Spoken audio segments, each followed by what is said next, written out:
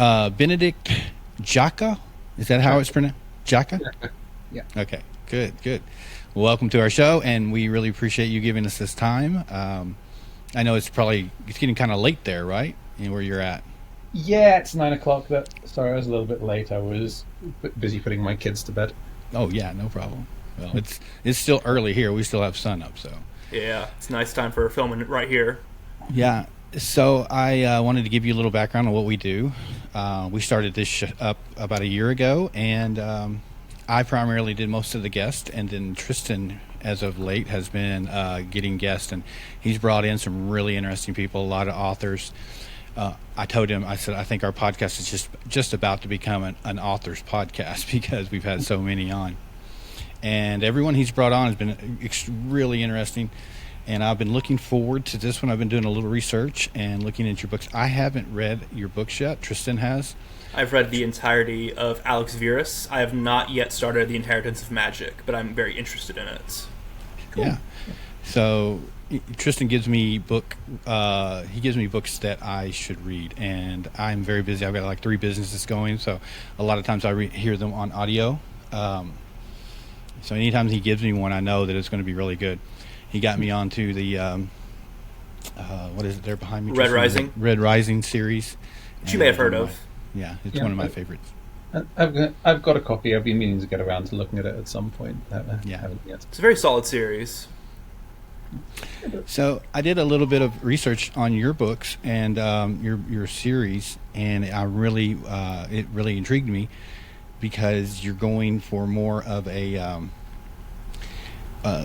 what's the word I'm looking for here? Just in the Urban fantasy. Yeah, urban fantasy, which kind of puts it in our world. You don't see that as much. So I wanted to get into that part of it quite a bit, and how you got to that point, and kind of where you started. So I guess there's no better place to start than the beginning. So have you always wanted to be an author, or is it something that kind of came on its own? No, it just sort of happens. One day when I was in school in the last year or so, I started writing notes for a story, and then it turned into a long story, and it turned into a book, and then eventually, by the time it had finished, it was like 100,000 word novel or something, maybe longer.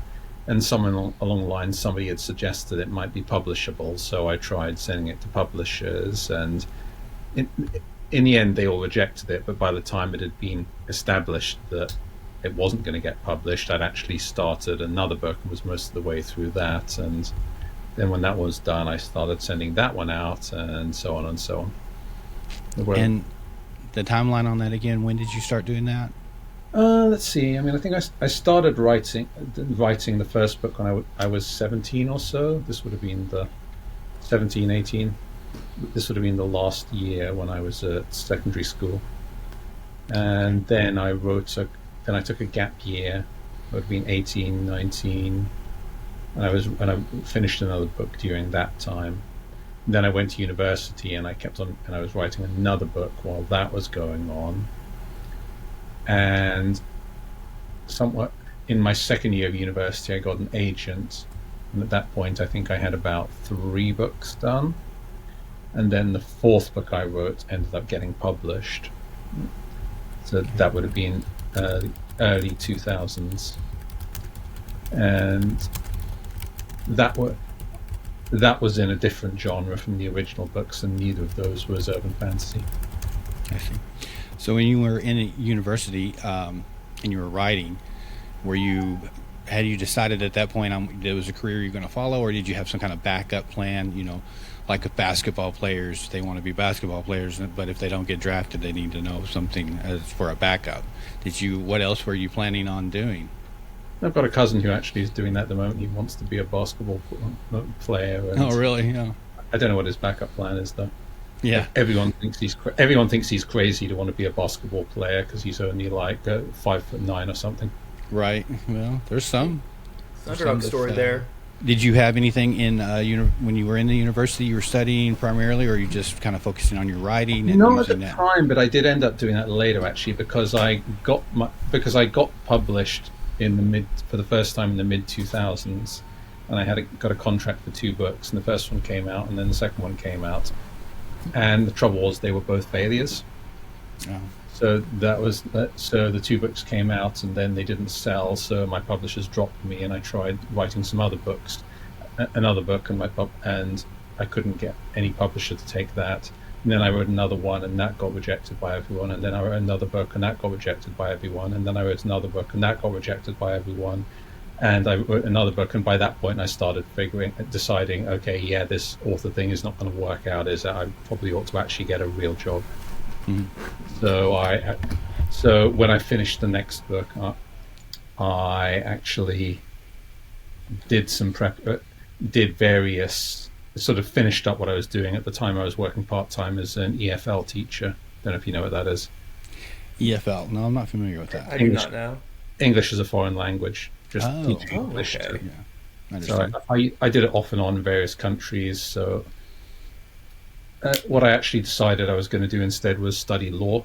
So I booked a law conversion course, and then I went up, and that was due to start in like 9 months or something. So in the time before then, I went off to China for half a year to teach, so I'd have a job in between then. Did that, got back, and I was 2 weeks before I was due to start my law course. I got a message from my agent, still the same one that I'd got all those years ago back in university, and telling me, "Oh, that last book you wrote, I heard back from this editor at Orbit who said he might be interested. Do you want to meet him?" Well, that's interesting. Right there, right there when you were getting ready to make your decision. Well, I'd actually already made the decision at that yeah. point. I'd literally given up on becoming an author. I'd booked my place on a law course, paid for it, and I'd completely forgotten about the author thing. I wasn't writing any more books, and I was just ready to move into a new career. Yeah. Well, as someone who's really struggling to break into the author space, that is very inspiring to hear and gives me a bit of hope. Yeah, Tristan has started his own writing career, and taking him a time to get there. Although that said, I should point out that I did originally start in the writing as a career, and it kind of failed. So I had actually given up hope, and it was decided that this thing was unrealistic, and I needed to face facts and get a real job instead. So is that the key to success, or should I skip that step? I don't really know, to be honest. Well, he doesn't. He wouldn't know the opposite of that. So he was successful by doing that, but he could have very well not have gotten that contact from. Yeah, I do sometimes wonder what would have happened if it had gone the other way. I think it would, because it could very easily not have worked out. It was a bit of a random shot that guy, the editor at UK Orbit, decided that he was interested in my stuff, and even then it was quite a few steps from there to getting published for the first time. But it could just as easily not have happened, in which case I would have gone through my whole law course and probably started working as a lawyer.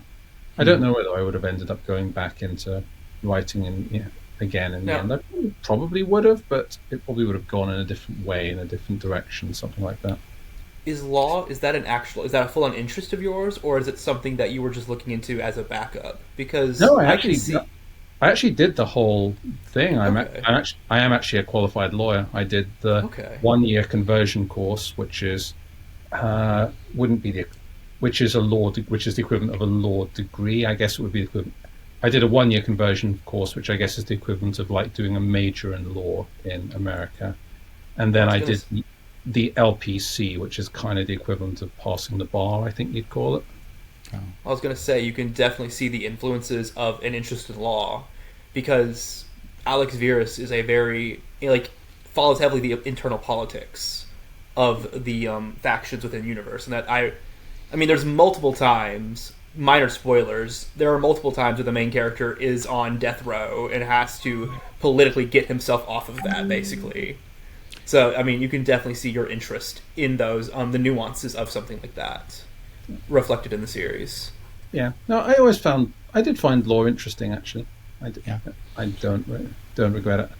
Tristan had said that you, we always ask if there's something you don't particularly want to talk about or things you do, and you said you don't have a lot of. He told me you didn't have a lot of interest in politics, and then as I was doing my own research, I was like, well, it looks like his books have their own political kind of agenda in the story you're telling, not necessarily anything to deal Not with real world politics. right? But Real world politics. the That was an interesting thing I wanted to talk to you about when we get up to that point. But before we get there, your family did you have a lot of family influence? Did you have any writers in your family? Any encouragement, or did anyone discouraging you? Yeah, kind of. My family's, well, a bunch of family members are writers, so I guess I did get some encouragement. Yeah, as in I sort of come from a family where quite a few of the family members have written and published a book at some point, but for them it's mostly been something they've come into later in life rather than something they got into and was their full-time career from a relatively early age. So I guess you could say I got some encouragement, but more in the sense that it's just I was always sort of aware that it's something that would be an option, I guess. Right. So, growing up, did you have any kind of particular authors or any inspiration from any particular books or authors? Yeah. No, I spent a vast amount of time when I was younger reading. Literally, by the time I was 18 or so, I'd spent more time reading than almost all people do in their entire lives. I'd read like an average of about one book a day, something like that. Yeah, so I was researching you, and I seen a picture of you with the library you have behind you, and I'm like, that could be that's rather intimidating when you look at my little books over here. So I see that you are an avid reader there. So your family was kind of just letting you take your own path, I guess. Then pretty much, my parents were fairly easygoing with what I wanted to do. I think the general attitude was that as long as I was trying my best and working at something, they were okay with it. I think it might have helped. It might have made a difference that my parents were relatively old. Like okay. my mother was 40-ish when I was born, and my father was 15 years older than that. Wow, that's interesting. So my parents are about the same age as most people's grandparents. Well, that's interesting you should say that. I have Tristan's my oldest son. He's 25, and I have a daughter who's 18, and I have a son who is 8. And this is the first time I've announced this, but my wife and no one knows this, so I'm glad this isn't live. But my wife just has told me she is now pregnant with our 4th, and I am 53, so maybe I'll get a little insight. I worry having a child as I'm a big fan of Theo Vaughn. I don't know if you do any podcasts, but Theo talks about his dad, and his dad was much older. And when he was 18, he was in his 70s. So I worry about that, staying relevant in a child's life. It's the same sort of thing with me. So my father growing up was the same age as most people's grandfather. So I think that affected things a bit. When your dad is that much older, they tend to be a lot more relaxed and laid back about things. So I think he was much different when he was younger, but by the time I was born and I was growing up, he had a much more sort of patient wait and see attitude towards things. So his attitude to the various stuff I got up to was always sort of, let's see how things go, let him find his own path, we'll see how things develop, give him a bit of advice from time to time, but mostly just see what he grows into, I guess. Well, that's great. I'm glad to hear that from you. It's a little encouragement on my end that maybe things will be just fine.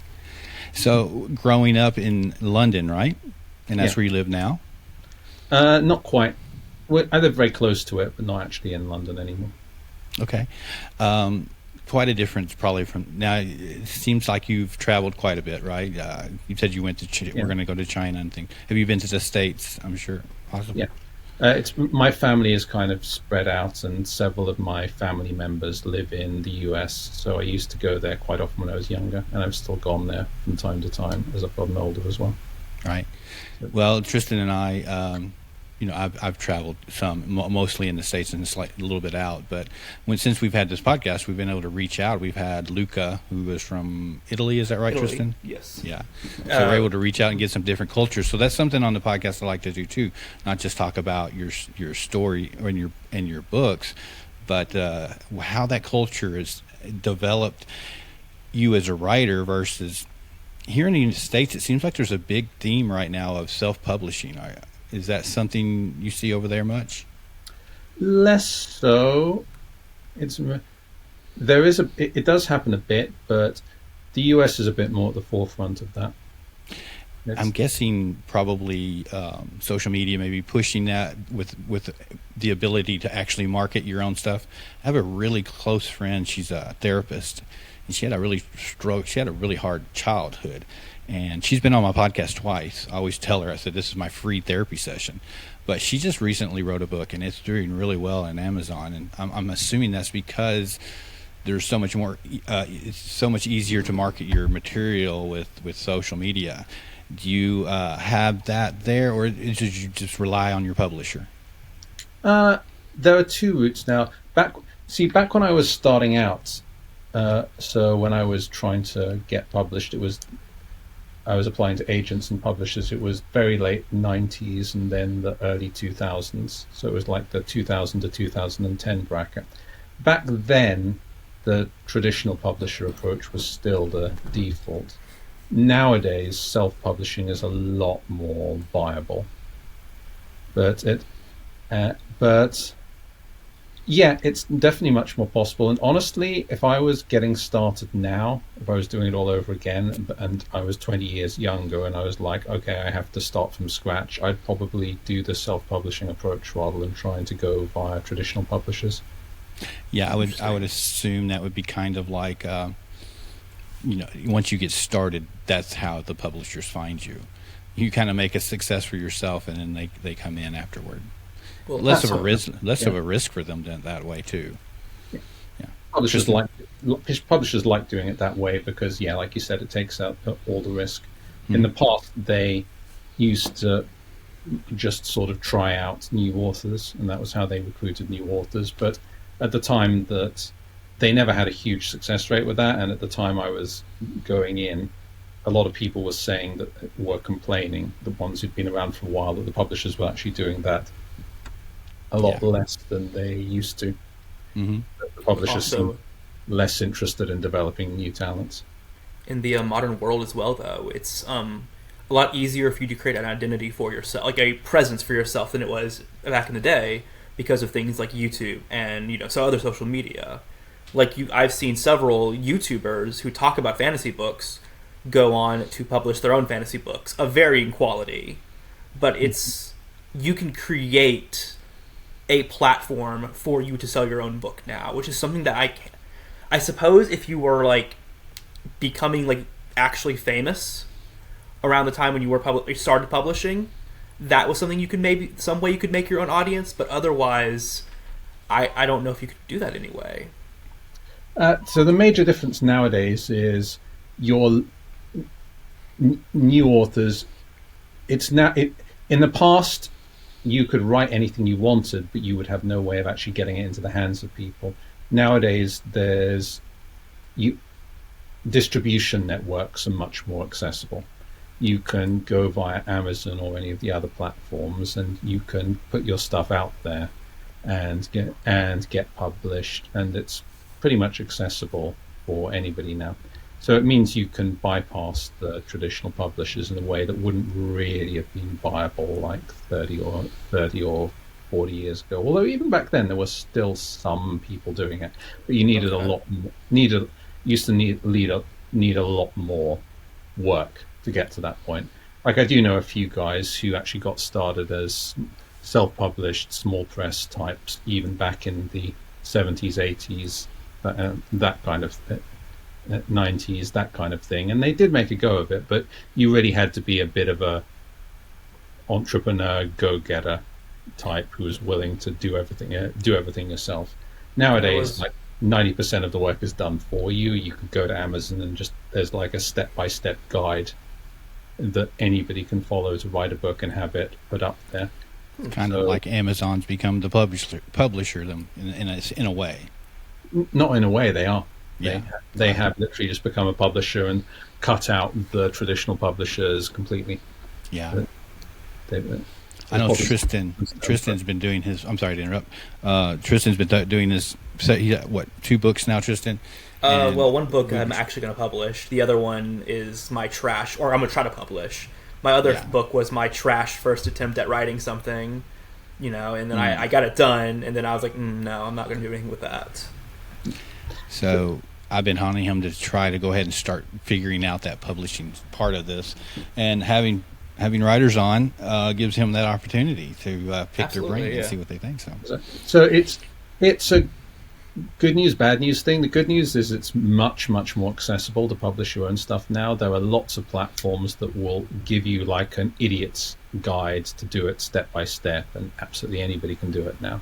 So you don't need any special skills to put something out there that's readable by millions of people. The downside is that because anybody can do this, anybody does, which means everybody does, which means that you have a vast amount of authors competing for a finite amount of attention. It is overwhelming in that regard. So the problem now is that it's quite hard to stand out from the crowd. There is an unbelievable amount of self-published stuff out there on Amazon and all the other web fiction sites. I would say in that regard, it's almost more important nowadays, not just having a good quality book, which I advocate for, of course, but having that presence in other places, like being that person online who, when they make a YouTube video about a fantasy book, that gets you a lot of attention, and when that way you have a leg up in that regard. Yeah. So this is one of the two. What you're talking about is one of the 2 ways in which you can make it as an author. One is to make it via your books, and the other one is to be famous first by some other way and sell your books off that instead. That's the second route. So one of the questions, and I do want to get to the book, and I'm really interested in that, and I plan on when I say read the series, a lot of times I have to do them audio because I'm so busy. But I think there's a stigma there with the audio that if you listen to the audiobook, you didn't read it. I don't know why there has to be pain involved. You have to be diligent here. But I read and listen to books depending on the quality of the narrator, if I'll read it or not. And I can't remember his name, but the narrator you've gotten for Alex Verus is very good at his job. And I think he does bring he brings the story to life in a way that a good narrator does. A lot of people seem to like him. Are you involved in that process, picking out a narrator at all? I wasn't for the Alex Verus books. I was completely out of the loop on that one. For the new one, though, the Inheritance of Magic one, I was actually much more involved in it. And my publisher has actually sent me a bunch of audio clips, readings of all the potential candidates. So I actually picked out the narrator for that, and each book they'll send me an email asking for pronunciations of weird stuff. Right. Things like so that. would you recommend, like, if not that there's a definitive way to enjoy the story, but if you had to recommend either listening to it or reading it, and no one could do the other one, what would you recommend for the second series in that case? For me, it would be reading. I've never really got into audiobooks, and I spent my entire childhood just reading books on paper. That's what I'm most comfortable with. Absolutely. That's what I'm used to. Sure. Usually when I do have a camera, my stand for my camera is a bunch of books by various different authors, so I understand that as well. Yeah, Tristan and I share. He shares my Amazon, not Prime, Amazon, Audible. Audible, and he has it filled up. I have no lack of books to read. I could read for probably 2-3 years if I needed to. No, I actually sell a lot of audiobooks in the States specifically, and audiobooks are very popular over there in your country. I think a lot of that is due to just cars. Yeah, actually, in their cars. That's really inside. Well, and two, with cars in the state here where we are, so everything is far away. Everything takes 30 minutes to an hour to drive. You know, people spend 2 and 3 hours on commutes, and so yeah, that's a big part of just sitting there in a car. I'll listen to. There's been times I've listened to an entire book in just a few days because of such long drives. So I mean, my I guess current that's another big part of it. my current schedule usually has me spending about 2 to 2.5 hours in the car every day lately. So that's in it. I have a lot of time to try to burn through a few books. You need to get a better job, Tristan. Yeah, maybe. Yeah. I don't know. I like listening to him. Actually, least, he so. works for me. So, that being said, your audience. So, I wanted to have a couple. So, there's not really, so you don't have that I know of. You have literature classes you can take and things, but you really don't have a class that's like author class. Like this is what you do to be an author because it's so different. I think for so many different people. Is that something? So, when you started to write. Of course, writing, you're going to sit down and write, but then you have to look at, okay, so you're scheduling, I'm going to write. Some people say they have to set a schedule. They write between this time and this time. Some people say they have a pad of paper next to their bed. And how does that work? How did that work for you? Did you set up a discipline to make sure you hit your deadlines? And do you have like a schedule you follow, or is it just kind of as it comes to you? I'll usually have a deadline that I try and aim for. It's usually the benchmark I usually try and aim for is getting about a page a day done. A page is about 500 words ish. So if I write a page a day, then in 6 months I have a 90,000 word novel. So that's normally what I hope for. But I think everyone has their own different way of doing things. I don't think it matters very much, to be honest. You do have to be self-disciplined, but the exact form that takes isn't so important. Right. Let's try it. So do you have time periods where you go through just like mental block where you can't you just have to get away from it for a little while? Sort of. There will regularly be issues of some kind or another, but usually that's because you've run into some sort of problem with the story and you have to figure out a solution for it. And you just kind of have to work through it when that happens, unfortunately. It's not really any different from any other kind of artisan or art-related work. Sometimes you run up against blockages, you have to work through them. So I seen that you are married. Is that true? Yeah. Yeah. So does that schedule kind of have to work with your wife and it's actually become harder now, just because as my children have multiplied and gotten older, they take up a lot of time, and I can't really keep the same schedule that I used to. When I was younger, I wrote a lot, and I'd often have periods where I was spending all of my time writing and not really doing anything else. Like in the period where I was writing the most, I think the schedule I fell into was that I was working between 12 and 3, but 12 and 3 both halves of the day. So 12 noon to 3 a.m. and then 12 midnight to 3 p.m. No, other way around. But you get what I mean. 12 3 twice. And I found that was really good for getting a huge amount of work done. But as you can probably guess, it doesn't really do wonders for your social life or anything similar. Right. And I do also, and even on that topic, not of course it's good to spend time with friends and family on its own, but also I do imagine if you don't do that, eventually your writing will start to suffer, because if you lock yourself in a box with a typewriter, you have a lot less inspiration for the work you're creating. Could be. I usually don't find that getting inspiration is a hard part, to be honest. I'll just come up with ideas. It's kind of a thing with authors. Most authors will tell you, to be honest, getting ideas or initial inspiration is the easy part. Yeah, I would say getting that challenge, getting that inspiration, and then trying to figure out how to put it in words. For me, I've dabbled in writing, but for me, it always seems like I got an idea and I want to get it out so fast, but I can't get it into words fast enough, and I want to jump ahead and I not have the patience that I should. for that. And that being said, how do you lay out your books? Do you just kind of start with an idea in the future, or do you actually have certain areas that you're going to pinpoint throughout your series? I mean, a book series as long as yours, I'm looking at, what is there, close to 12 or 13 there, looks like, in It was 12 in the first series. It's probably going to be yeah, Alex Verus. Is that how that's pronounced? Verus, I think. Verus? Verus was how I used Verus, okay. Verus. Yeah. Alex Verus. Yeah. Yeah, so throughout that series, and now again, they may be not connected. I don't know, because I haven't read it yet.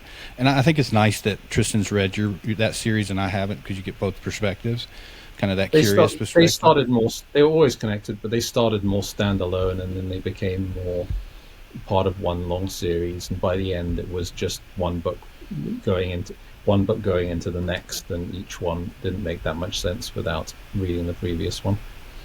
So when you do that, do you have like a point in time? Like, so we start here. I need to get to these 3 points, and then you fill those up, or do you just kind of comes as like go? that. I'll usually have an idea of where the story's going, but I won't know what's going to happen on the way there, and then it takes me a long time to fill in all the details between point A and point B, that kind of thing. Do you get like connected to your characters? This Alex Verus. I'm assuming he goes throughout this entire series. Do you have like an emotional connection with this character after so long? Sort of. He's just a person. Yeah. Is it a person that is a part of you, or is it a person that's like a muse, something that you captured into out of the air, or is this someone that's like a part of who you are? You're experiencing through this, or you're letting others experience through your books, or am I just way off base? No, they're more like sort of imaginative creations that kind of have a bit of a life of their own. Once the characters sort of work and come together, then they kind of become sort of an individual life almost. Yeah, they have the kind of sort of life in the mental world where they're more like people that actually do exist, just in a non-physical way. So how close? The way I understand it, this world that you built is based on sort of London. Is that right? Yeah, it's an urban fantasy setting. The genre's called a bunch of things: urban fantasy, magical realism, low fantasy, whatever. But the idea is generally that you have something that looks like our world but has magical elements to it. How much of our world is intertwined, like like certain towns and cities, and all of it. It's basically our world, just with a hidden extra layer going on in the background. So everything that's in our world is in there as well, but there's this additional layer on top of it. I see. If I remember correctly, there's a scene where two characters are having a pretty important meeting about the magical world, and they're doing it at a McDonald's. Yeah, that's right. Really cool. Yeah, that would be a fun scene. Yeah. Yeah, that makes me really want to read the books now, because that's something you don't see often. The last author we had on, if I could intertwine real quick. Go ahead. The last author we had on, his book is set in an entirely secondary world, but with no magic. So your book's kind of the opposite. Yeah. Where it's set in our world, but there's a lot of magic in that book. Yeah. That said, though, this isn't really an unusual thing. The genre I do, urban fantasy. At the time when I wrote mine, it was actually a very popular one, and if anything,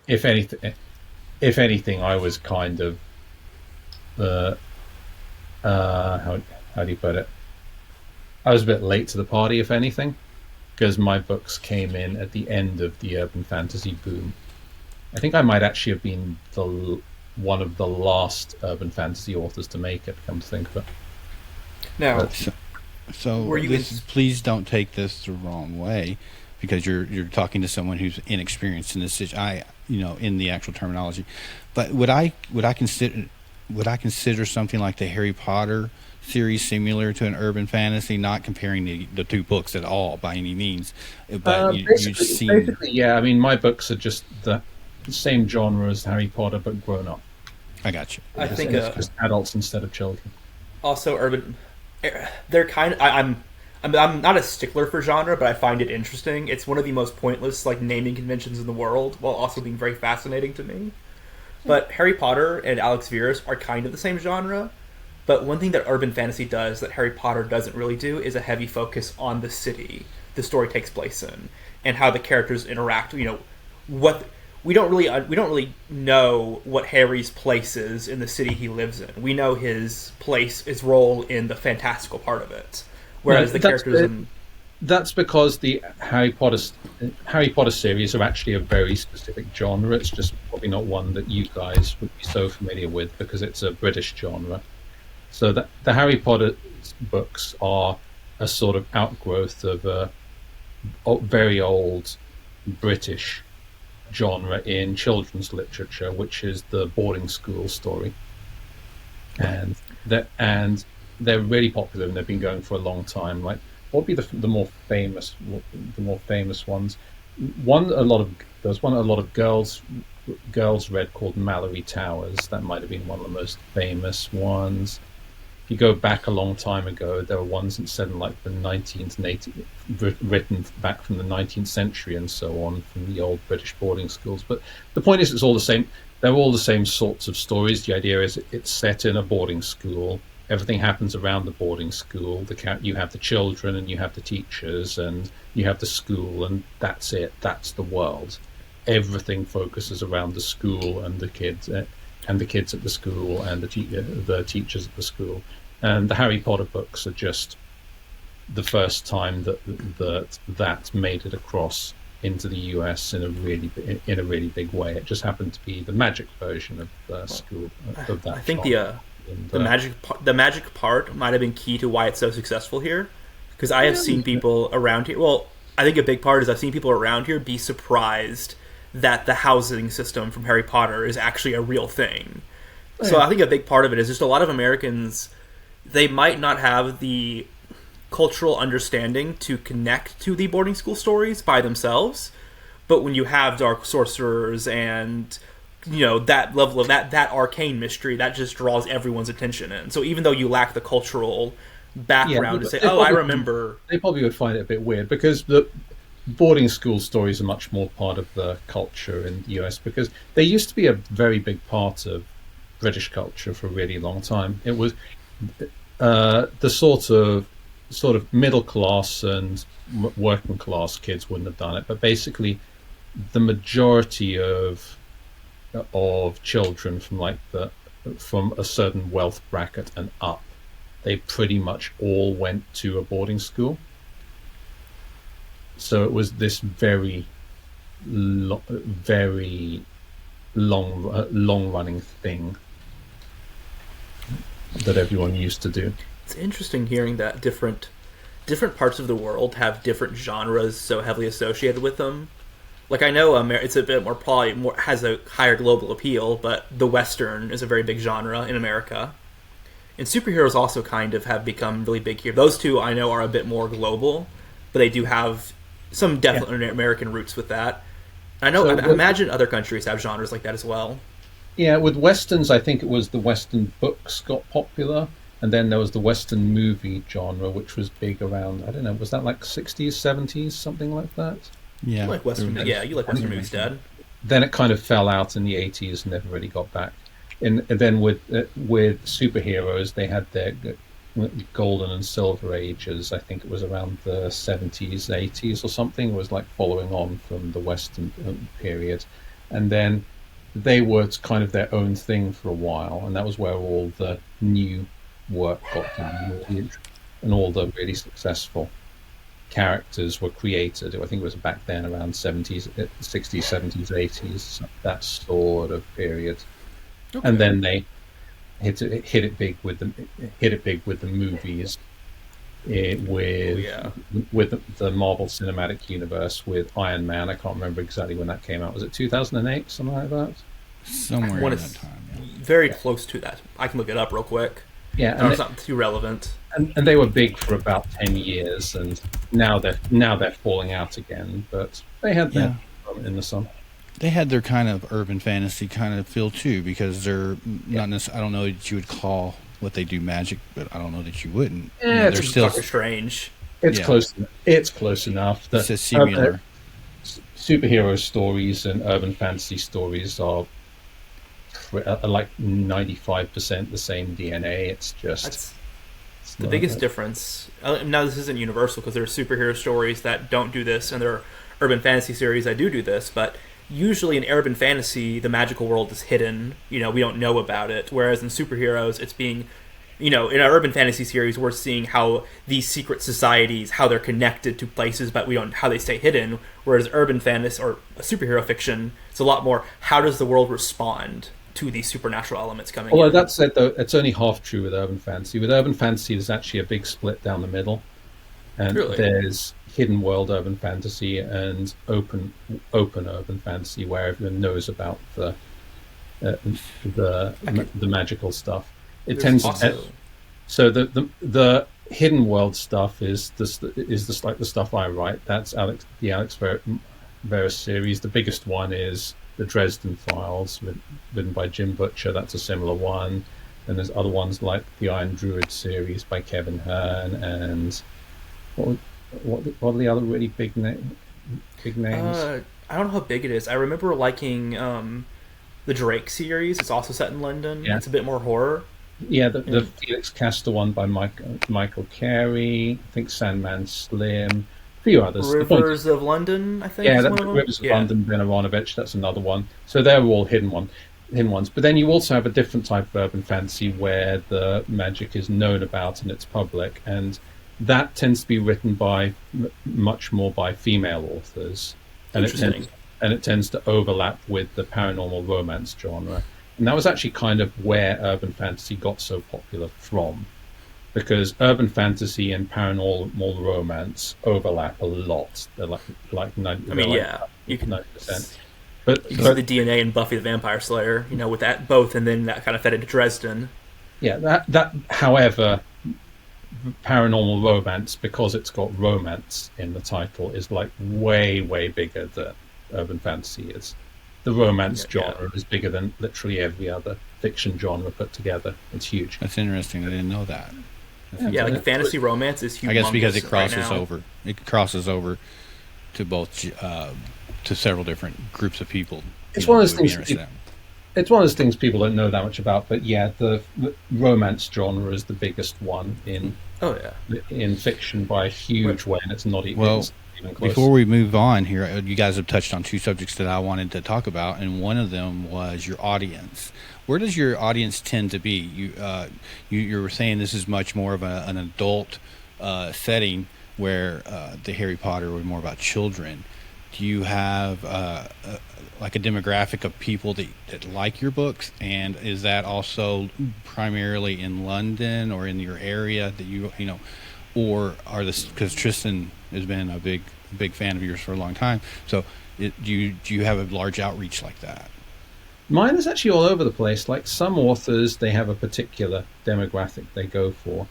Mine has never really been like that. I kind of get readers from all ages and both sexes.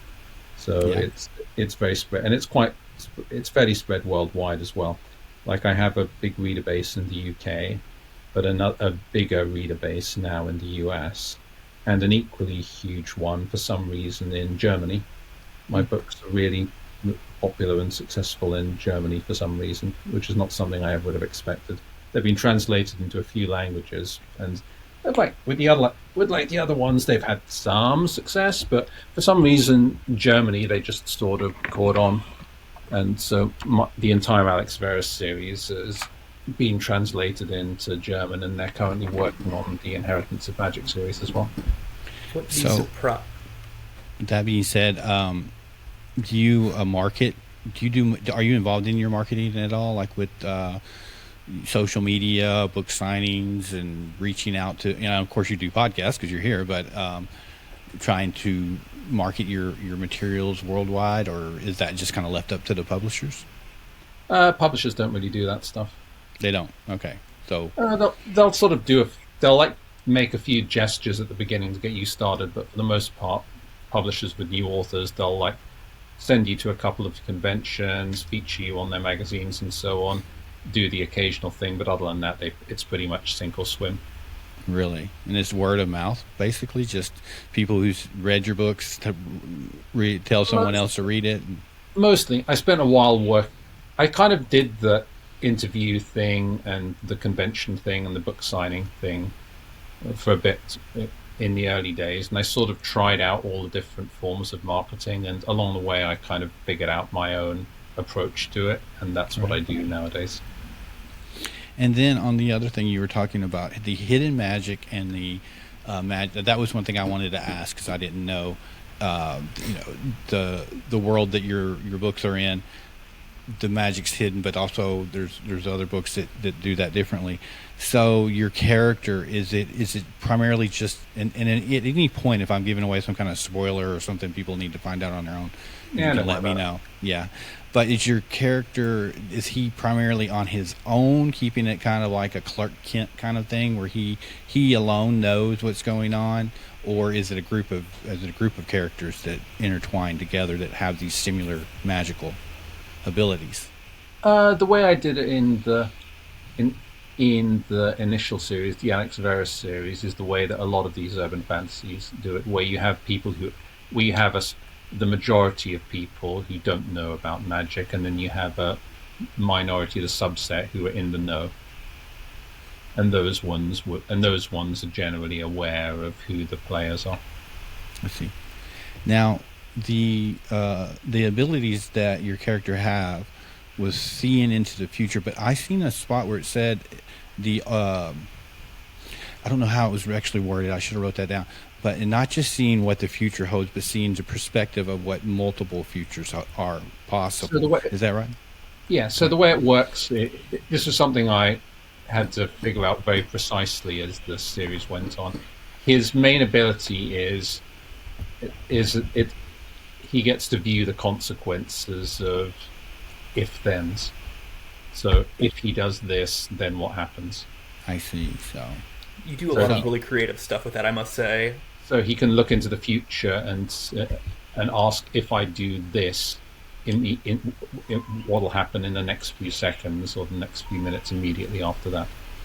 That's kind of a hack on to the when I say a hack, meaning a way to beat the system, because generally in the system of future telling, you can get an idea of what the future is, but I don't know. I used to watch these Twilight Zone shows. I don't know if you're familiar with that series, but a lot of times, especially when they got to choose their future. Say a genie would come, and this particular genie would grant you 3 wishes, and the next thing you know, I want to have all the money, be wealthy. Well, then boom, you got it. But then your future plays out negatively. So, this was nothing like that. This was, in a way, his main power isn't actually really magical at all, because the way you think about it is, if you take any action now, what happens? There are a variety of things that could come of it. Some are probabilistic, some are deterministic, mostly a mixture of both. That's just how it works, right? As in, if you pick something up off the table, then that thing's going to come up into the air, right? That's the consequences of it.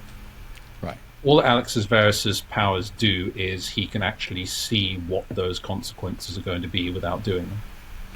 So he's able to, whether it's going to be a negative or a positive. So he could actually, if I ask this girl to go on a date with me to this music concert, he'll know before, and so therefore he doesn't even have to ask if he knows he's going to get a negative result. Are there any consequences to that, though? Yeah, but so this has various effects. So it means that there are some things he can predict and some things he can't. So something like rolling a dice, he can't really.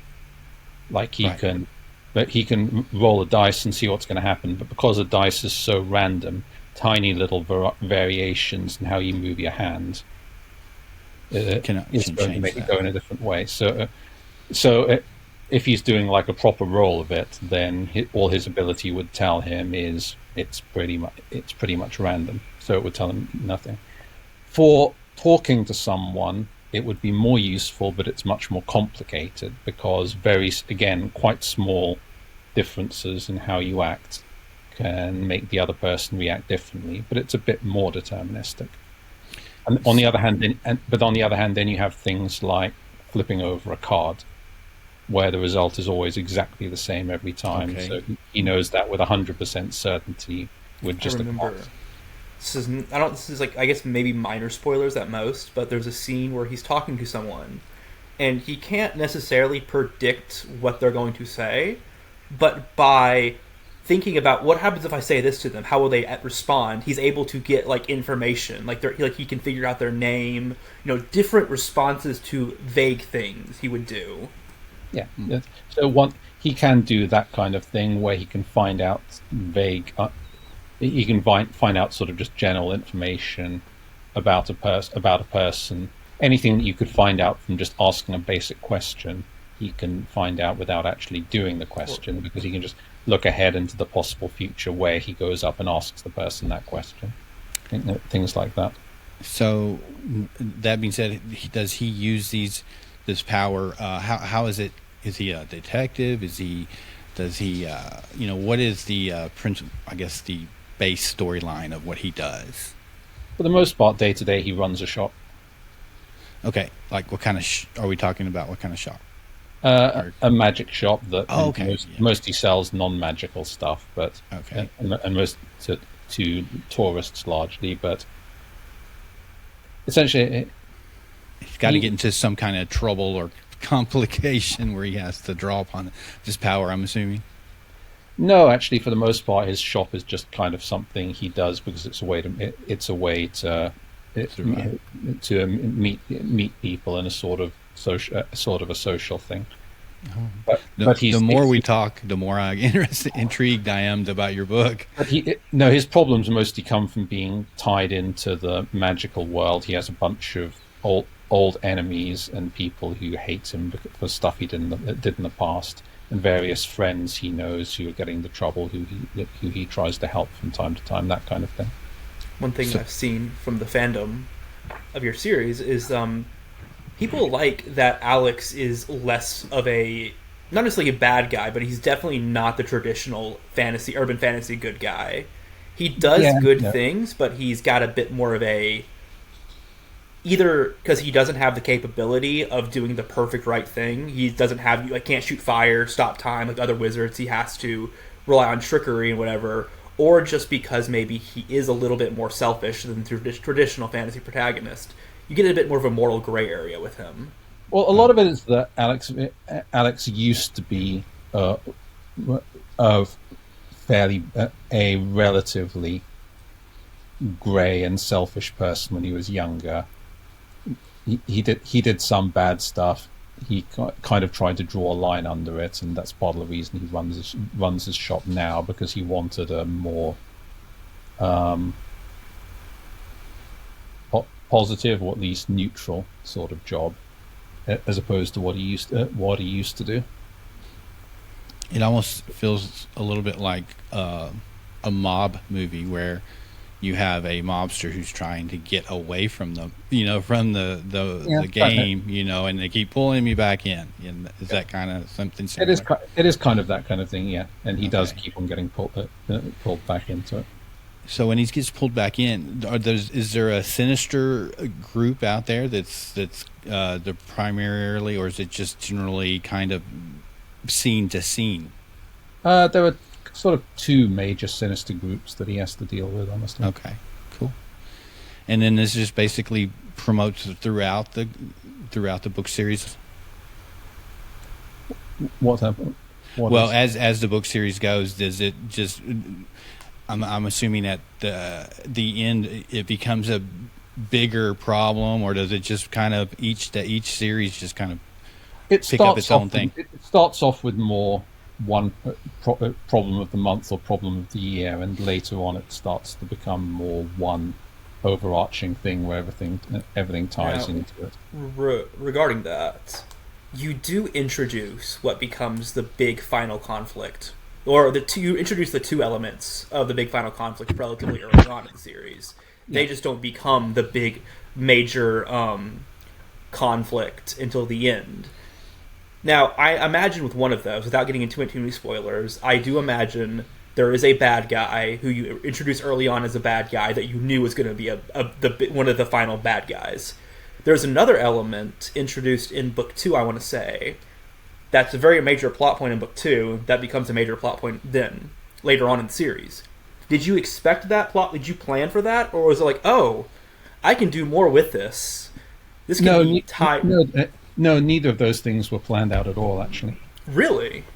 Well, you have to remember when I was saying at the beginning about that whole thing about how I'd kind of given up on being an author?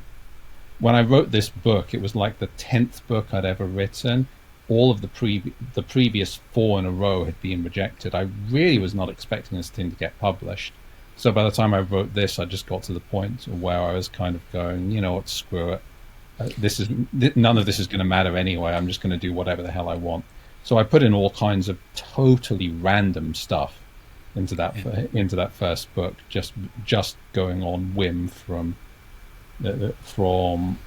chapter to chapter. I could see that being kind of okay.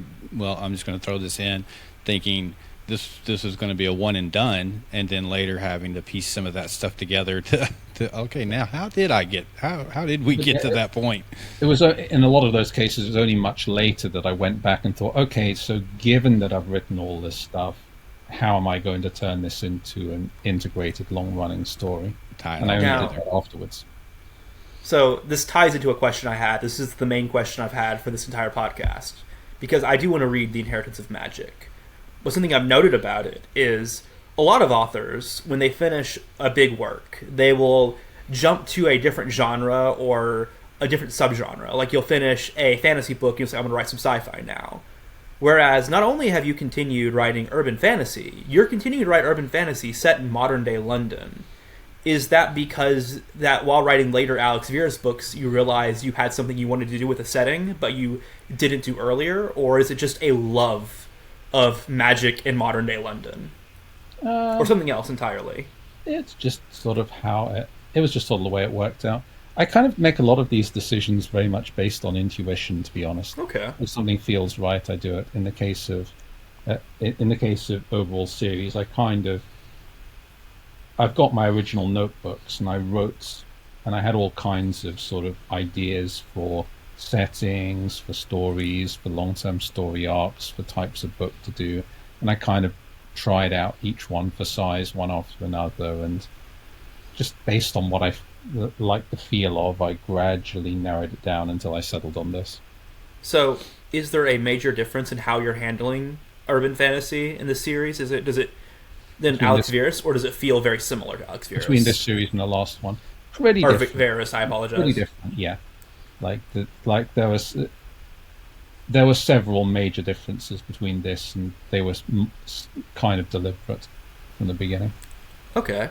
Now, do you mind giving a little bit of a hint at what those are like, or would you rather keep that for when you get into the books? Sure. I mean, it's not. I mean, I've literally got a page up on my website talking about the differences. It's definitely not a secret or anything. So, let's see. Well, I guess going from one extreme to the other, I'll first give you the very sort of abstract one.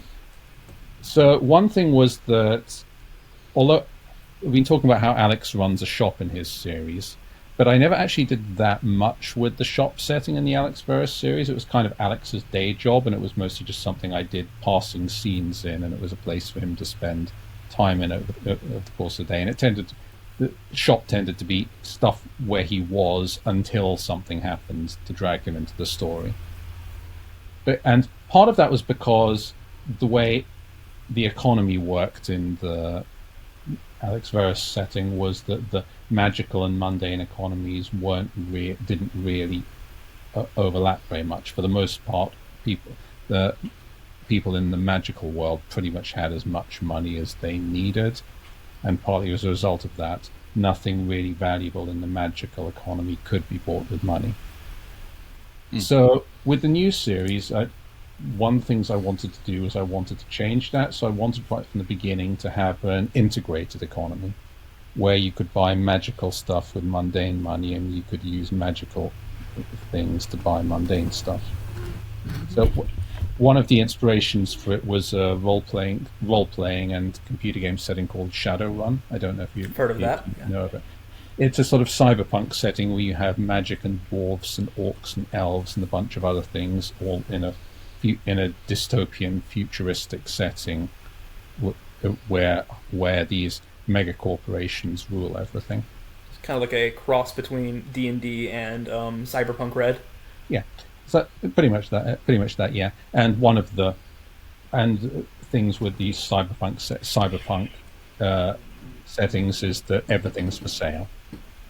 So in the case of Shadowrun, that means literally in setting everything is for sale. If you want to get a bunch of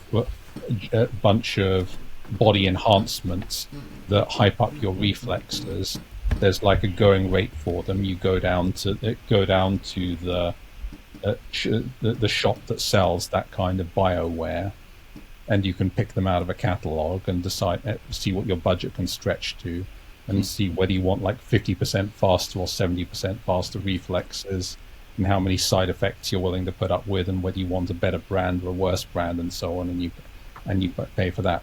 Similarly, you can buy cyberware, which is just getting your arm replaced with a steel and titanium thing with a bunch of automatic weapons built into it. And again, those things have their own branding and pricing and so on, and it's something you can buy off the shelf. And literally, similarly with magic, you can buy spells and magical reagents and so on. So one thing I thought it would be interesting to do with this setting was to do something similar like that with the magic system. So the magic set in the Inheritance of Magic setting is very well developed and understood. There are corporations and long-standing houses that make and produce and market and sell this stuff. So if you want some particular magical ability, there's a going rate for it. You go to the standard shop that sells this kind of thing and look through the catalog, and you can buy it. Now, this is still hidden world fantasy, though, right? Like this is, if you are in the know, you know where to go to find it. It's an in the know thing. Shadowrun is an open setting. Yeah. Everybody knows that this stuff is out there.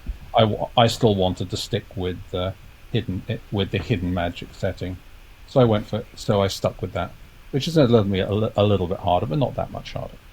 Yeah, let me jump in here real quick, Tristan. This kind of made me think back, and this is a kid's movie, but The Princess and the Frog, I believe what it was. And what was the shadow's name in that, Tristan? Do you remember? Dr. Felicius, I think. He was a voodoo black magic kind of guy, and he was talking to I can't remember one of the other characters, and he was explaining to them that the real power, they were talking about how powerful he was, and he says, but the real power, and when he starts talking about the real power, he's talking about money and how he can use his magical abilities, but those magical abilities are all about tricking and obtaining that power of money. So when you were saying that, it made me think about that as going back to the power of money, and in this situation, it actually is in reverse. The money can get you the magic that you're looking for. Yeah. It goes both ways. You can use one to get the other. The whole point is I wanted them to be integrated. That's interesting. Yeah, that's cool. And obviously that means that people who have a lot of one have a lot of the other. So all the most powerful magic users in this setting are rich, and all the rich people have access to magic. Now, one thing about Alex Verus is that it's very action focused. There's a lot of combat scenes in that series. Is that something you're carrying over to Inheritance of Magic, or are you pulling away from that? Yes, but a bit less, which it goes back into what another difference between this series. The protagonist character in Inheritance of Magic is a lot younger and a lot less evil. Interesting. So in the Alex Verus setting, the Alex Verus series, although it's not although it's not maybe that obvious at the beginning, if you're just reading one of the books, Alex starts the series having killed quite a lot of people in his backstory, and he's fully fully ready and capable of doing the exact same thing again. Yes, he So is. I wanted to do something a little bit different for the new series. So the protagonist of Inheritance Magic is younger, and he hasn't murdered anybody, which changes the tone of things a bit. So in the Alex Verus, that particular, so I didn't realize there was a lot of battle there. Are those primarily magical, or are they physical, or a combination of both? Combination of both. Is that something challenging to keep that interesting so it doesn't seem repetitive? Because I can't imagine. So how does, I guess I'm going to have to read the series because I am so lost in how all this is going to work. But so if there's a battle and his power is seeing the future, is that then determine how he makes an attack? Yeah, so it means it works as a very good force multiplier on anything he can do. So he's generally going to know what an enemy is going to do before they do it, and if he's about to make an attack, he can usually see what the likely consequences of it's going to be. So he's much more dangerous than he would initially seem, but he doesn't have any actual direct attacks. All his magic does is give him information. It's kind of like a lever. It's very powerful, but it does need something to work off. So he generally uses mundane weapons quite a lot. So he does his opponents generally know his power and try to manipulate that situation? Sometimes they do, sometimes they don't. Yeah. It depends who he's going up against. The more powerful an opponent, generally, the more likely they're going to know roughly what he can do. I'm sorry to get into so many details on it. I'm No, very intrigued about it, and you're like, just read the book, man. But yeah, that said, though, while his abilities are very useful lever, it does run up against limits, because the really powerful mages in the setting are pretty much invulnerable to most kind of mundane attacks. So in that situation, knowing the doesn't really matter as much. Doesn't actually matter very much. Like if every time if you shoot at somebody and knowing and you know the consequences are it's going to bounce off the force field that they've got up in front of themselves, then it's useful to know that it's not going to work. But when you find out nothing works after you run through the gambit, it's like, oh well, nothing's going to work. So yeah, it does have. This is a little. I guess that's a retreat then. This is a little off topic. He actually runs away quite a lot. I was running a D&D game last night, and the party decimated a group of assassins that came for him. And there was one guy left, and they're like, "Are you going to try it?" If I knew this was going to happen, I would have never. I see now this was a horrible decision that I've made, and I imagine if seeing the future, that's something he probably managed to avoid a lot. He gets to realize, wait a second, maybe I shouldn't try to screw with these guys over here. But I mean, for that reason, Alex ends up running away from fights as often as actually fighting them, just because he can see in advance, this is a bad idea. There's no reason fighting is not going to go well, therefore I'm just not going to do it. But although as far as that goes, it's not actually that different from real life. So talking about real life, how much of today's world do you interject?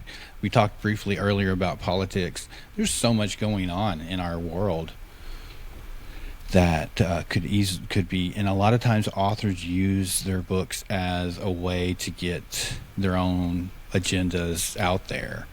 Do you find yourself really involved in any of the more of the things that are going on that are maybe controversial? I can't imagine that being a part of a book like what you're doing, but it's almost kind of inescapable.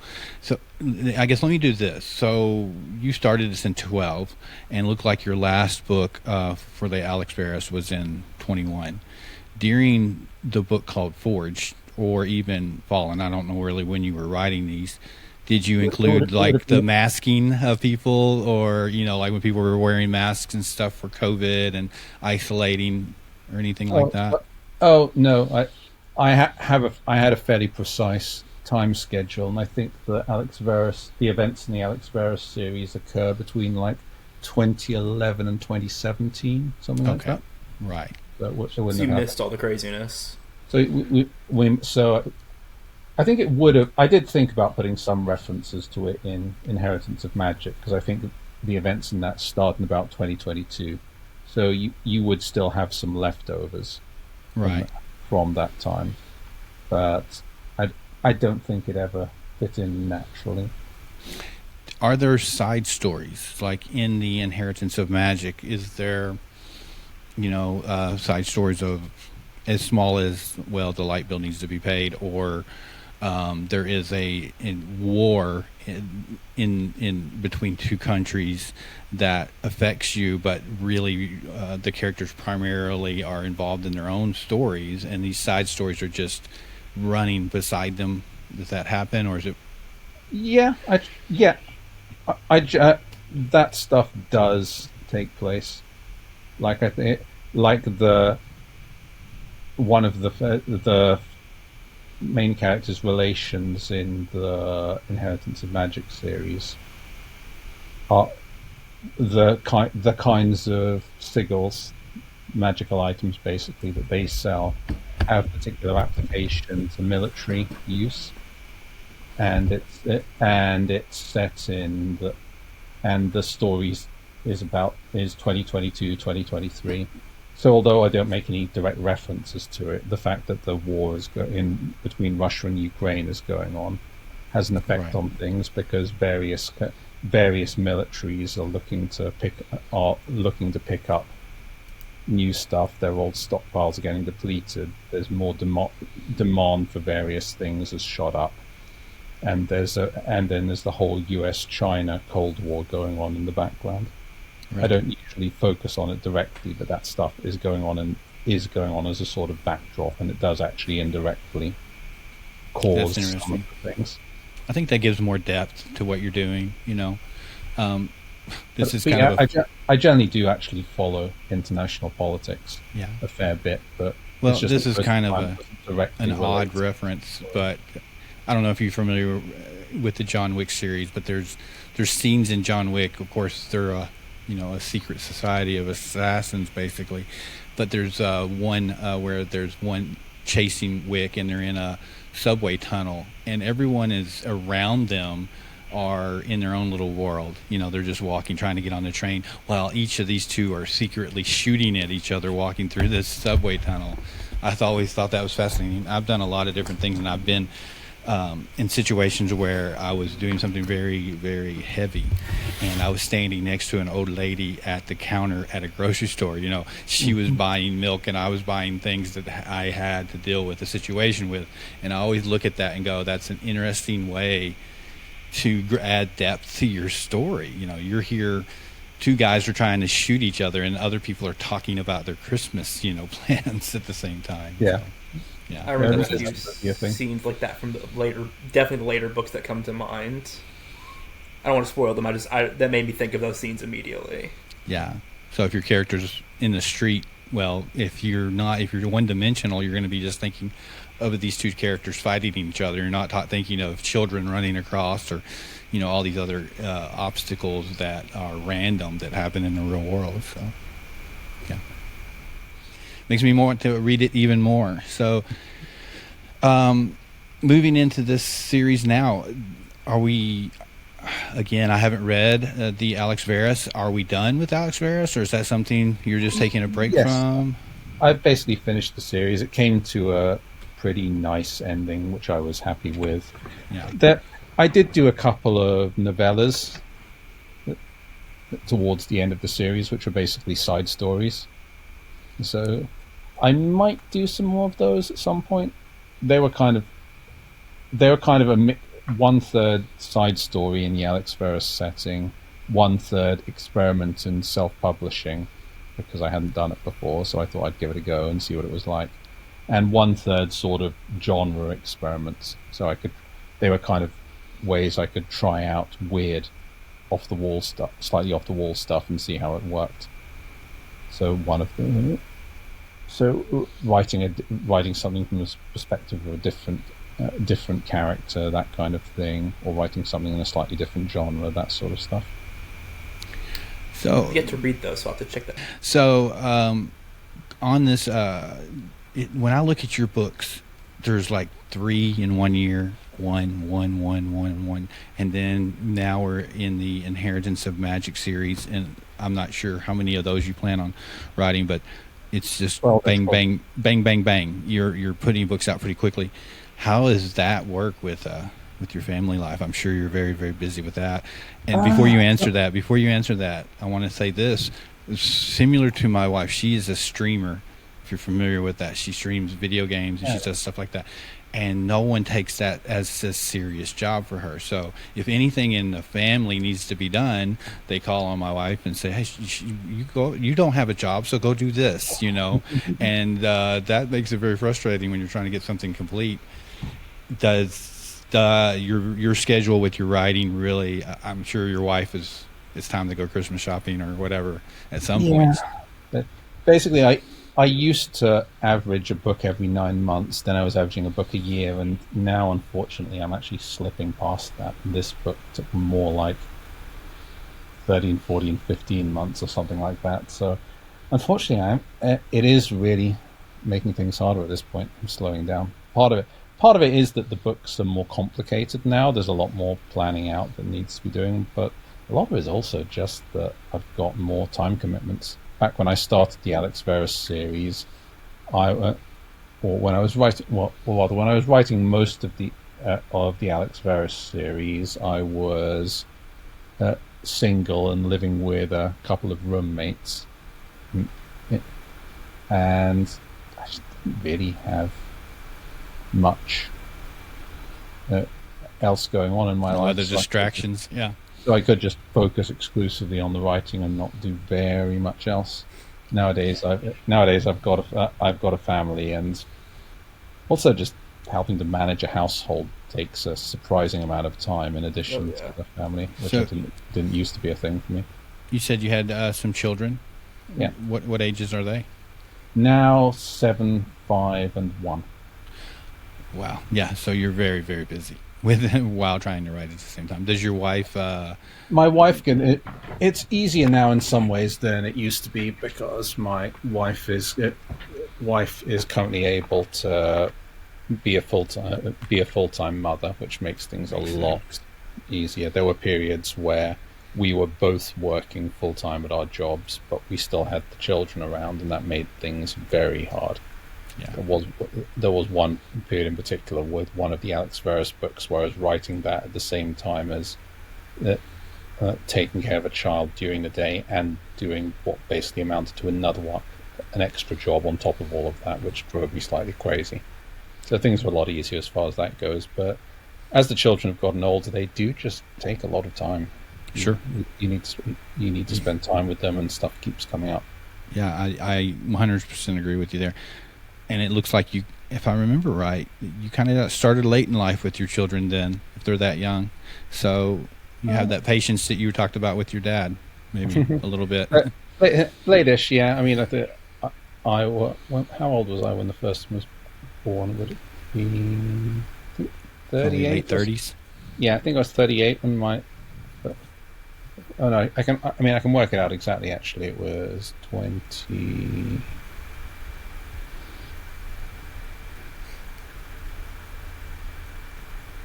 No, yeah, no, 37. 37, right. And then you had a 1-year-old, so you must have been in your mid-40s now, having a one. Yeah. So yeah, a little bit there, like I did. Do you find I find myself up late at night to get things done a lot of times. Like I'll be 1 or 2 o'clock in the morning, coming in where I have some. Generally, my best times for getting stuff done tend to be either in the morning or late at night. I've always tended to find that though. I tend to work best either when I've just woken up and my mind's fresh after sleeping, or very late at night when other people have gone to bed and I'm on my own and there aren't so many distractions. Does that mean you're a morning person? Because I know for sure my mind is not fresh just after I wake up. No, No, I'm not really a morning person. When I say morning, I mean after I've woken up, but I'll usually sleep in as late as I can get away with.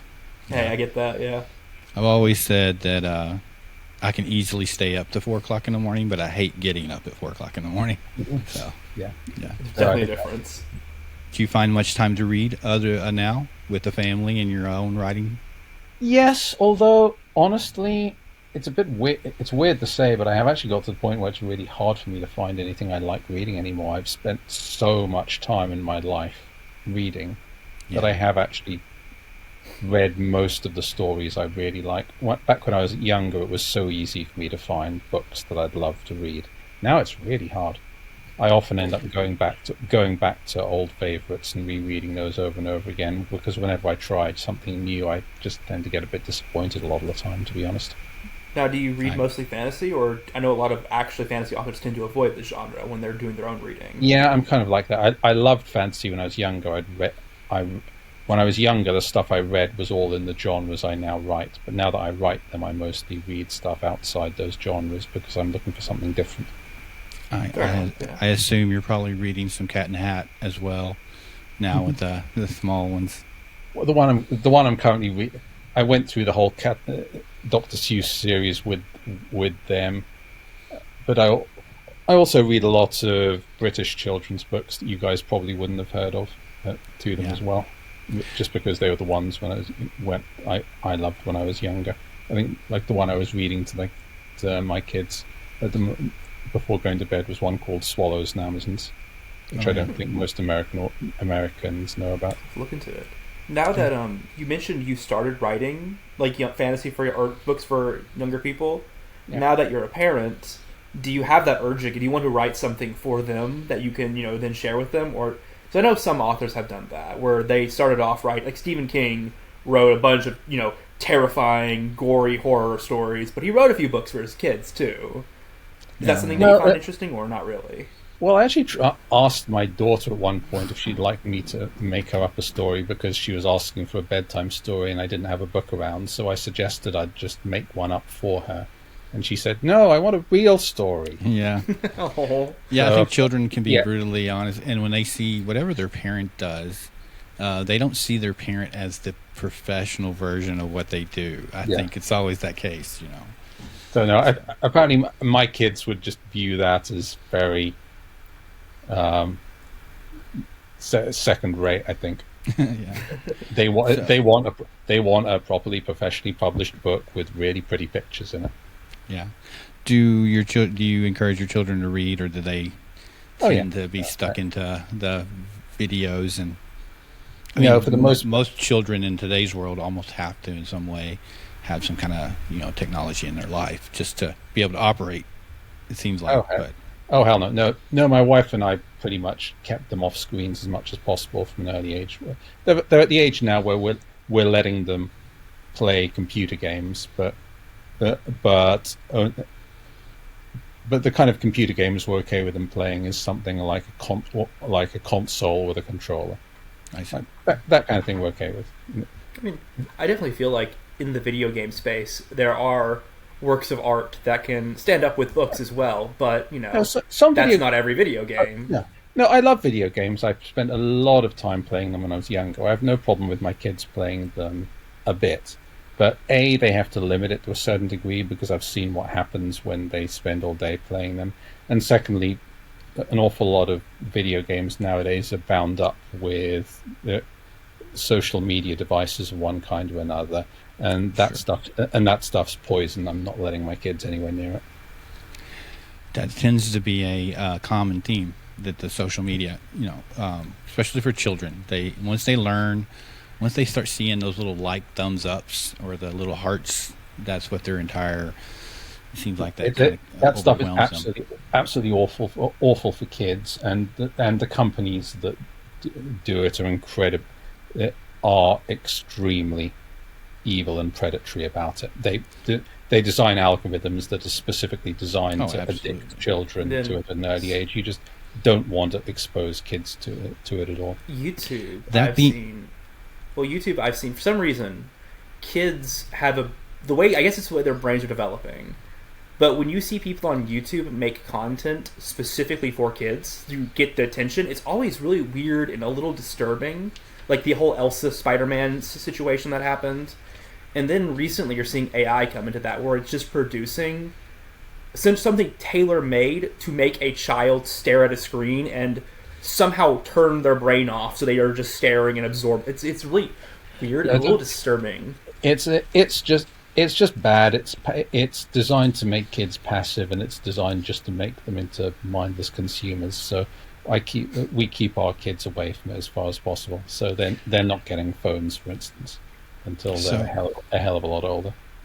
So that being said, and going to that, as far as adults are concerned, do you look at feedback? Do you look at like how many likes you're getting, or do you read comments about things you've written?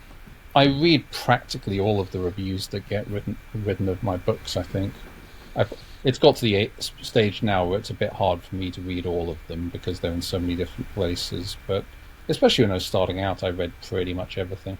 I think I know some authors claim that you should never do that, but I always took the opposite approach. I just read all of them and kind of tried to aggregate them all into a general sense. It's the pluses and minuses. It can bother. It does bother you, and you will occasionally get a really nasty one that affects you a bit. But you do learn a bit what kind of feedback you're getting from people, and that is useful. And the aggregate ratings I find kind of interesting as well. You get to see how much people liked something or didn't like something. Some books, and I always found it very interesting which books got higher ratings and which ones got lower ones. Yeah, so in podcasting and anything on social media, well, again, talking about Joe Rogan, he's kind of an inspiration. That was the reason why I started. But he says never read the comments because people are just horrible people. And I catch myself every once in a while. Of course, I'm not to the level where we get thousands of comments, but every once in a while I'm like, why would somebody take the time to come on there and say that about what we're doing? Why would they care that much? It's really weird. I have to explain to him sometimes. We get the. It is a little weird. The things people get upset about. Like I remember. I don't want to go into too many details about them because it's, but it'll be talking about something bizarre, like, oh, I like to write my fantasy books like this, and that's the thing that gets someone. Never something like crazy political or anything that people get upset about. It's often extremely weird and random, the things that will set people off and make them pissed off at you. I don't know. Like I said, success is part of that too. Whenever you start seeing success in anyone, they get people that just want to bring them down for some reason. So I don't understand that.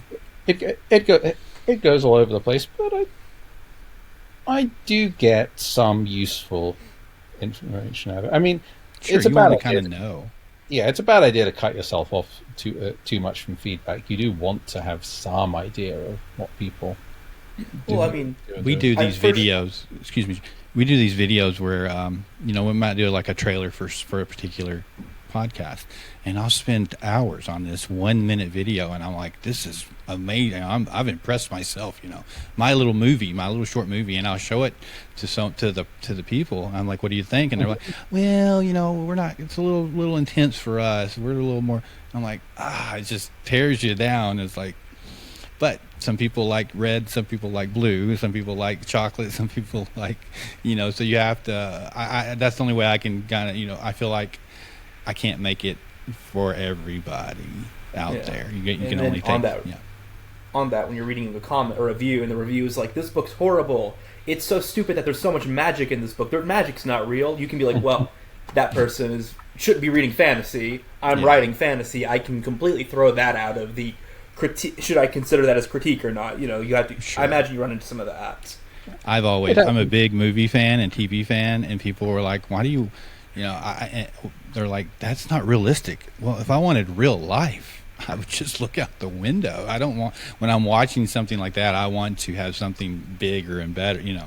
I never have understood that where people, well, that didn't seem very realistic to me. Well, because it's not real. It's a movie. Take it for that. But that said, though, some of the feedback you get is useful, and you do need to expose yourself to the bad stuff to get the good stuff, because there will often be cases where people with feedback will just point out stuff that you had missed and that is actually important. Yeah, I could see that, especially when you're building like you are a set of a world that is based on how well if we're talking about the character in this book, it has so many different variations that it could happen. So if you have something that's not realistic, and this is something I talked to Tristan about, and I hope he's doing more. If you don't understand the mechanics of how things work, especially with this particular book, there's so many different mechanical parts of how he's thinking that could change the outcome of something. So you got to really dig deep there, don't you?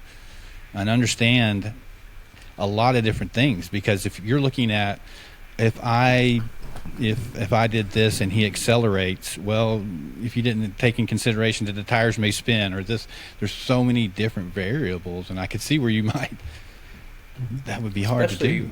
Especially with you writing much more hard magic systems, because Tolkien love him to death, but Tolkien can just say, yeah, well, that's just magic. Whereas you can't just say, oh, the fire magic didn't melt this steel because it's fire magic. It's you said no. Fire magic creates fire that's this temperature exactly here, here, and here, and here. So everything you do, you have to be like Alex in that situation. You have to know the consequences of every action. It helps a lot. Although it's interesting you mentioned Tolkien, because a surprising amount of the stuff in Tolkien is harder than you would think. Really? Like the magic maybe isn't obvious, but things like the movement of armies and the way the battles play out. Tolkien was a pretty learned historian, and a lot of that stuff is actually surprisingly well thought out if you dig into it.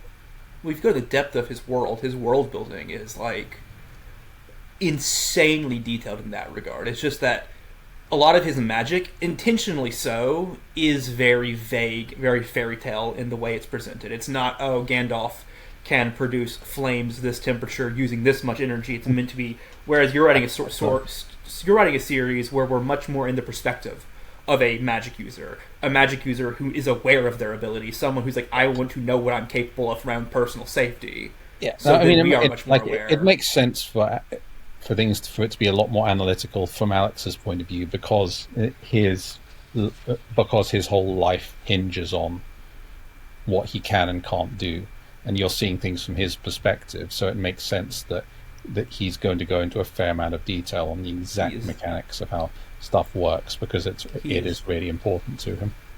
He is the most powerful spreadsheet. Whereas with something like Lord of the Rings, you're seeing it mostly seeing it from the perspective of the hobbits, and they don't know how the magic works, and for the most part, it isn't directly relevant to them. They've got more immediate. There's that scene where I believe it was Galadriel was talking about how she says, "Oh, you call this magic?" Because that kind of implies the idea of the hobbits going and seeing all this is the equivalent of someone who's never interacted with technology being thrown in New York City, modern day, and be like, oh, look at all the wizardry. You know, they just don't understand the mechanics behind the iPhone that someone does in detail understand. Well, Benedict, I know you have some children, and it's probably getting very late there, so you may have to assist in that. Children are in bed by now, but it is getting pretty late. We're coming up to 11 over here. Yeah, so we'll wrap things up really quickly. What's that, Tristan? I was like, if I could ask my one question I've asked every author we've had on. So, I don't know how familiar you are with it, but on the internet there is the whole who would win subculture, you know. The side of the nerdy community of, I want to see Hulk and Superman punch each other. Yeah. And I think at the biggest point of that is probably the show Death Battle, which animates these fights, does all the research, etc., etc. If you were going to have a character from your book series, either Alex Verus or Inheritance of Magic, beyond this show, which character would you choose, and who would they fight, and who do you think would win? Let me think. I think this fits your stories more than the rest of the authors we've asked as well, considering how action focused they are.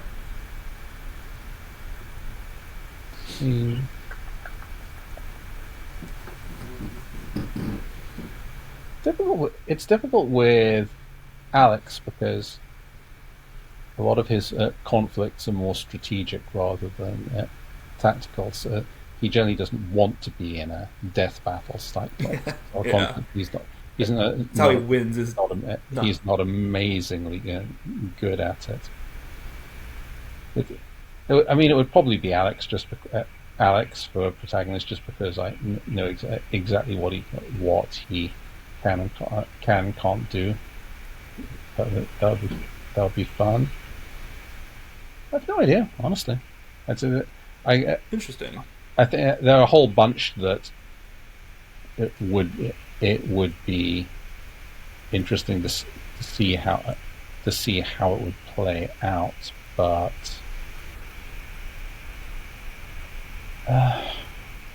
so many of them would depend on stuff like equipment Yeah. and context and so on as well. Like, I think the one I've seen talked about the most in that regard would be Harry Dresden. But if you throw Alex Verus against Harry Dresden, or Verus against Dresden, normally Dresden way outstats him. But depending on what you give Alex, there are things that Dresden would have no counter for. But it would be difficult because, I mean, in a straight one-on-one fight with the two bashing up against each other, Alex is always going to lose to Harry. On the other hand, Alex is going to know that, so his first reaction would probably be to break contact. And Dresden doesn't really have any easy way to force Alex into a fight that Alex doesn't want to be in. So that kind of thing I don't think Death Battle really handles very well, because often the way Alex wins his fights, or at least survives them, tends to be by recognizing when he's not going to win, immediately just backing off and withdrawing, so that the other person has to spend all of their time chasing after him. And at that point, Alex can alternate between continuing to run away or attacking them from ambush, and then continuing to run away and so on, until he either manages to hurt them badly enough to get them to back off, or just breaks contact completely. Yeah, I don't know. I guess the only fair way to do that... I suppose it's just a different perspective. Yeah. It's that I've always been interested in sort of the conflicts and combats and wars and so on, and those sort of death battle things are more, in a lot of ways, are more like sports matches. They kind of are. Yeah. I think one thing you'd have to do in that situation, though, is you'd have to say, okay, we are plucking Alex Verus from this specific scene. He's armed for this combat from this book. And then suddenly something goes wrong, and then there's Harry Dresden. And then he has to adapt based on what he had in this moment. That's the only way you can make that work with that character. You can do that thing. But like I was saying, these things are sports matches, but the kinds of things I've always been more interested in are the ones which are actual combats. Like there was an old role-playing... I used to play a multiplayer online role-playing game called EVE Online. I've heard of that. Yeah. It's a sort of... It's a spaceship MMORPG, and the thing about that is that it's very much combat, as in there aren't any rules. Both sides can do absolutely anything they want to win, and so the major part of that is that both sides won't fight unless they've got a reason to do it. So you also have more context, where you have the... So actually forcing somebody into a fight is just as big a deal as winning the fight in the first place. And I've always thought that once you introduce that element to it, it actually makes the whole thing a lot more interesting. So in EVE Online, when you're fitting out your ship, you can fit it out for player versus player combat. You can just as easily go for a stealth type of ship, which avoid is all the danger, almost impossible to detect. So it would lose it would be difficult. It's generally going to lose a fight, but no one's going to see you in the first place. Then you can also fit out a ship just purely for speed, so people can see you just fine, but nobody can catch you. Okay. And then you can have some sort of combination of those things, like you aim for a ship which is fast enough to get away from anything that can beat it, but has enough firepower to kill anything that is fast enough to catch it.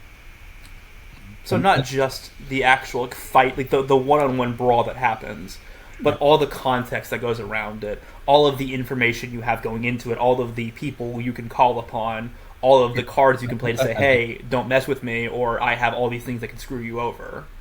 I always found that sort of stuff way more interesting than just the pure one-on-one deals, which is why I don't really so I don't really watch Death Battle, but that's fair. Yeah, it's definitely a personal thing.